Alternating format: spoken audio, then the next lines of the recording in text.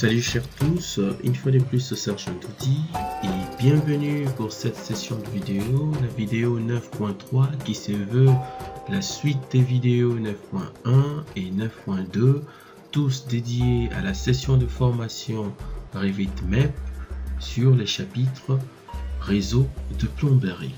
Alors sur ces points, nous allons aborder la question et les thématiques autour de comment ajouter un réseau de protection incendie. Ce que nous devons premièrement savoir, c'est que le réseau de protection incendie fonctionne de la même manière que le réseau de plomberie. Ça, c'est la première des choses. Et vous placez en effet le tête de sprinkler là où elles sont nécessaires, c'est selon les normes ainsi que les réglementations en vigueur. Et ensuite, vous ajoutez carrément les canalisations pour les connecter. Et les systèmes sont automatiquement créés en fonction du type de sprinkler ou gicler que vous aurez choisi. La question qu'on aimerait et très souvent qui est posée, c'est relativement à tout ce qui est sprinkler, c'est que nous devons aussi, et il importe de savoir que une installation fixe d'extinction automatique à eau, ou encore appelé communément en France IFEA ou encore IEA, nommé aussi sprinkler. Parfois on essaye de le franciser en appelant sprinkler ou encore gicler, est un appareil en effet d'extinction fonctionnant seul et en cas de chaleur excessive dans un local ou un site protégé lors d'un incendie. Celui-ci se déclenche de manière automatique et ce système est mis en réseau au-dessus de la zone à protéger. Généralement, on va le voir dans les plénums, dans les combles, également dans les plafonds, et la plupart de sprinklers ou giclers seront hébergés au niveau de nos plafonds. Alors sans plus tarder, nous avons un modèle ici lié où nous allons dans la vue du plafond. C'est que nous allons premièrement trouver les sprinklers. C'est qu'il faudrait aller sur système. Sur système, vous avez un outil dédié, une option qui est dédiée au sprinkler. C'est que je vais prendre sprinkler. Et dans sprinkler, j'ai quelques catégories des sprinklers qui sont ramenées. Sinon, vous pouvez les télécharger en venant sur insérer famille. Dans famille, vous allez aller dans plus précisément la bibliothèque MEP protection contre incendie et vous avez sprinkler, et dans les sprinklers vous avez plusieurs catégories et vous pouvez également télécharger d'autres dans des sites BIM tels que dans les sites de téléchargement des objets BIM tels que BIM Object et autres. C'est que pour ce qui est de notre cas, je vais justement aller sur système sprinkler. Je vais prendre premièrement, je vais prendre sprinkler sous air plafond mur encastré. Je vais prendre plafond mur sec. Je vais prendre sous air tête pendante 15 mm. Je prends par exemple ça.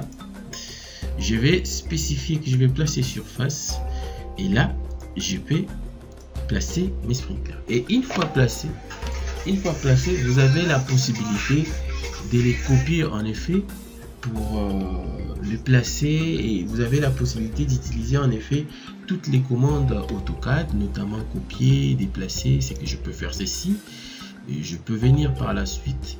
J'ai dit là, j'ai fait d'abord copier mes types, j'ai dit là, ensuite là, enfin là, et là j'ai fait ceci. Je fais par exemple ça. C'est que je peux faire appel à toutes ces commandes AutoCAD, notamment je peux prendre j'ai fait ceci, je demande equal pour les placer à égale distance, je supprime la contrainte et je vais faire de même ici. C'est que je peux faire ceci. Je prends ceci, c'est que vous remarquerez que toutes les commandes AutoCAD sont toujours d'application. C'est que je vais prendre ça. Par contre, positionner. Et ensuite, je peux venir demander miroir par rapport à cet axe. J'ai mon élément. Et ici également, je peux prendre toujours le même sprinkler. C'est que je peux dire sprinkler vertical ou toute verticale. Si je ne suis pas, il n'y a pas de plafond, je peux placer par exemple dans des hangars et autres. Je peux spécifier ça. Sinon, je prends toujours ça. Je vais positionner. Ensuite, je vais faire par exemple appel à la commande réseau. Je vais dire aller jusqu'au deuxième. J'ai dit du premier jusqu'au deuxième, je vais un écart de 200, de 2002 mètres. Et je vais spécifier que place-moi 8. 8. Effectivement, j'ai mes éléments qui sont là. Et on peut le voir. On peut voir directement les éléments que nous avons placés.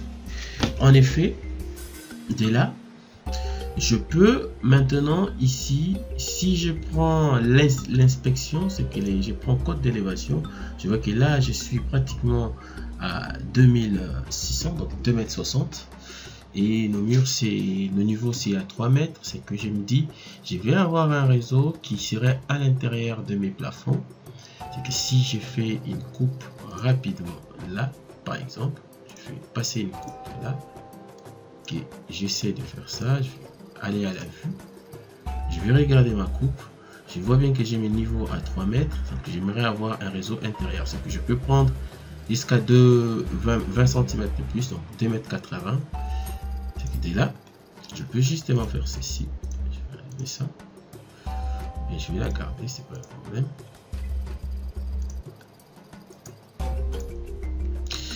Alors, taille élevée.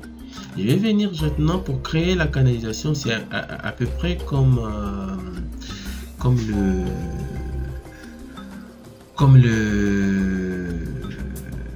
je dirais comme la plomberie. C'est que je vais venir justement là. D'abord pour cette catégorie, comme c'est un réseau, je vais faire un effort de dissocier d'abord ces éléments. Donc je vais venir dissocier pour qu'ils se comportent de manière autonome. Et ensuite je vais venir justement là, je vais spécifier que je vais dessiner une canalisation. Automatiquement il prend les diamètres souhaités, je garde 15 et je vais dire ici fais-moi 2800. Je vais premièrement valider en faisant entrée pour qu'il me fasse déjà une verticale, et de cette verticale je vais aller par exemple comme ça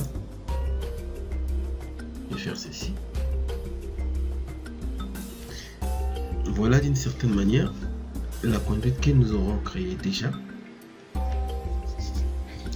Et là également je peux faire la même chose, c'est que je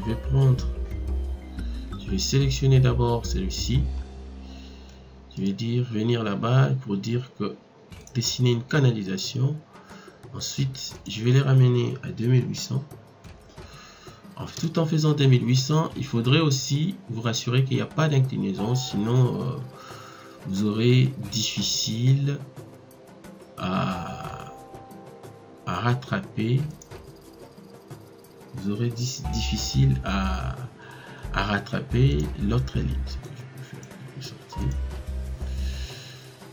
Alors, déjà, de notre canalisation créée, ce que nous pouvons faire, c'est que vous pouvez voir, nous allons rattacher à peu près comme on a fait avec la plomberie. C'est que je vais venir sélectionner l'élément, je vais juste dire attacher dans. Automatiquement il me crée un joint, et c'est les joints, c'est que je vais faire également ça, attacher dans. Je vais faire la même chose là, c'est que c'est le quatrième, je vais faire ceci, attacher dans. Je vais faire la même chose pour le cinquième, je demande d'attacher dans. Je vais faire la même chose pour le sixième, je vais juste attacher dans. Et on évolue jusqu'à finir.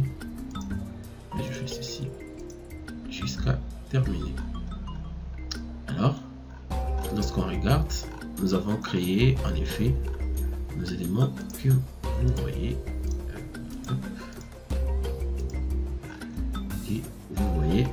notamment là.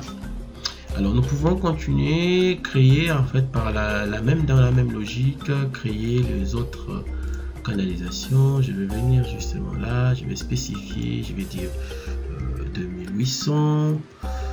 Je vais me rassurer ici qu'il n'y a pas de pente et je vais venir justement là. Il va automatiquement joindre et je vais faire la même chose pour celui-ci. Je vais dire attacher dans. Attacher dans pour avoir la même chose là. Alors la question serait, est-ce que l'on peut, par exemple, je fais 2800, je vais passer à côté ici et dès là je vais faire ceci. Nous voyons bien qu'il s'est rattaché. Et est-ce que on peut? Oui, si vous faites ça, attacher dans, il va vous faire une conduite qui serait non pas verticale, mais il va vous créer une conduite de façon à rattacher dans.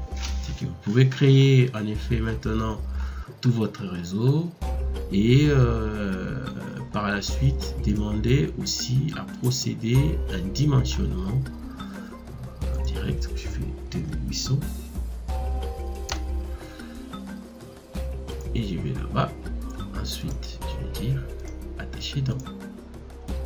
Voilà, à la suite. Et pour finir, je vais faire la même chose ici.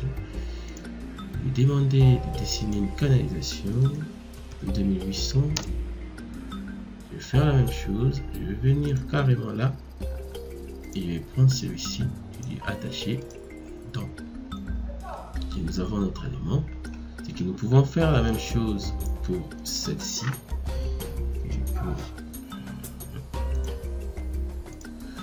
Ok, je peux venir ici. Je peux justement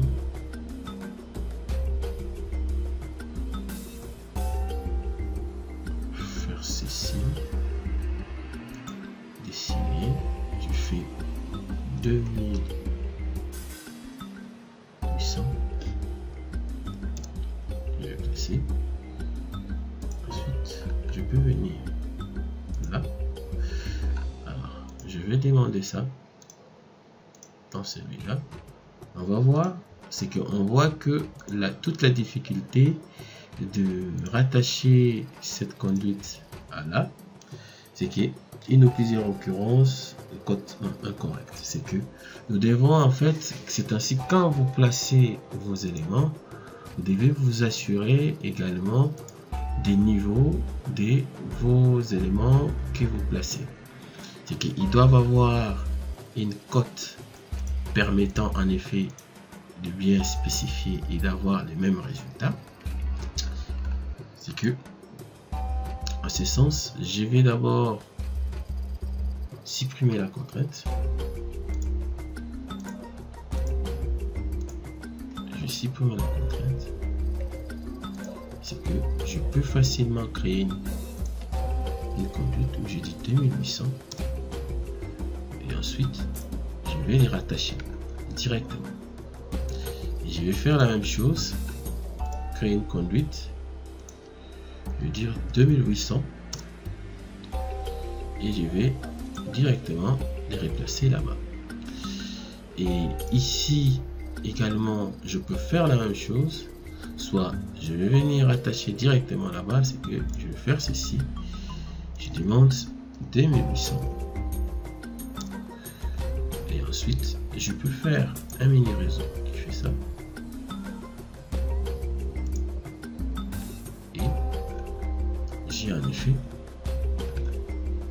mon système qui est placé et qui est créé, que je peux voir de l'autre côté là. Je peux directement voir et que je peux aller en coupe. Je peux aller sur cette coupe, sinon une autre coupe qui serait comme ça. Une autre coupe qui serait comme ça. Je vais aller à la vue, Je vais demander 1/25, détail élevé. c'est que si je regarde très bien ma coupe, venir dans les cadres, je vais dire 1500, et en termes de hauteur 8000. Appliquer, ok. Si je regarde, j'ai bel et bien mes éléments, c'est que je peux être là, spécifier, et ben voilà, je vais justement voir ça, et on se voit notre réseau qui est justement là, qui est créé avec nos sprinklers. Alors c'était à peu près ça la petite pratique, c'est que à vous de pratiquer encore plus. Je vous invite à faire notamment des applications là-dessus, à la fois pour la plomberie et pour les réseaux CVC. Alors quant à moi, je vous dis merci et à la prochaine.